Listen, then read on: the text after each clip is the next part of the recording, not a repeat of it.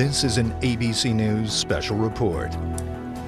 Good afternoon to all of you. I'm Diane Sawyer here at ABC News headquarters in New York, and we do have the breaking news of a shooting at an elementary school in Newtown, Connecticut. And you heard that right. It is unthinkable. An elementary school 45 miles southwest of Hartford. We know at least 3 victims are in the hospital at this hour in very serious condition. We know there was at least 1 gunman now confirmed dead. The school is still on lockdown. SWAT teams have been on the scene. We have seen the images of the terrified children being whisked out of the school, led by their teachers, and taken to a fire station nearby.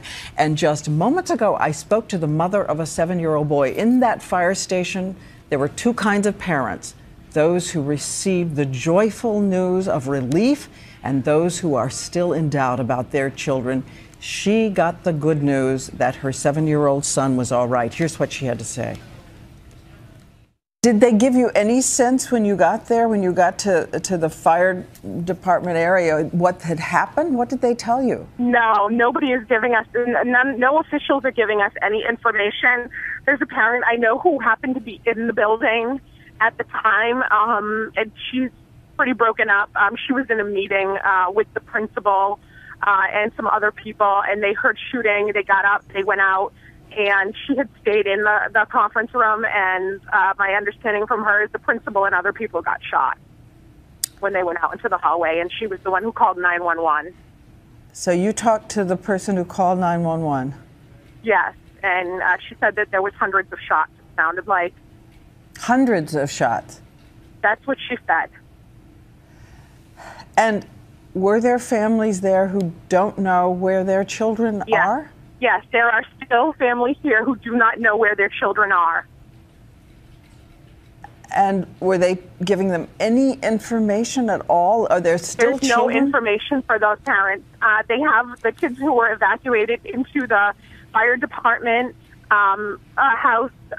They asked, as they've been taking attendance, they've been checking kids out to their parents. So some parents have secured their children and left with them, but there are still parents here who do not have their children and have no idea, and they're not being told anything. What was your thought when you got this call? It is unimaginable. What was your thought? I couldn't believe it. This is such we just moved here a year and a half ago from Providence, living in an urban area. We, thought we were coming to a much safer, secure place. Never would have thought anything like this would happen here.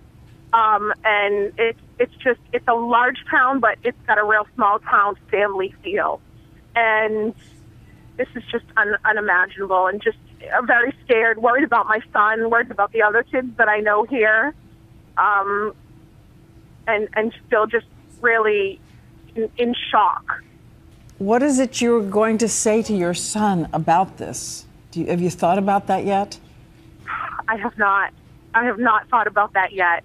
And I mean, my daughter is in preschool down the street. I know her preschool's in lockdown, and I have an older son who's at the intermediate school for 5th and 6th graders, and they're in lockdown. I don't know what's happening there. Well, again, I thank you so much for phoning in and everything that you've told us. Thank heaven your children are all right, and we just send you love and all of our thoughts for these days ahead. Thank you. Thank you. And again, we want to stress there's so much that's still unconfirmed. This is still a moving situation with breaking news. But let's check in with our Justice Department correspondent, Pierre Thomas. He has been talking to all of his sources there. Pierre, what are they saying? Diane, the FBI and the Bureau of Alcohol, Tobacco, and Firearms have sent personnel to the scene. They describe it as a very active scene. One senior official told me that the shooter is dead, that 2 firearms have been recovered. Again, a large number of federal authorities are coming to the scene, which suggests that there is a lot to investigate, and they're being very careful about talking about victims. The one official I spoke to said that he had been told of at least 2 children who had been injured in some fashion. Again, they're trying to get additional information from the local authorities, who are the lead at the moment, before they start giving out specifics on those injured.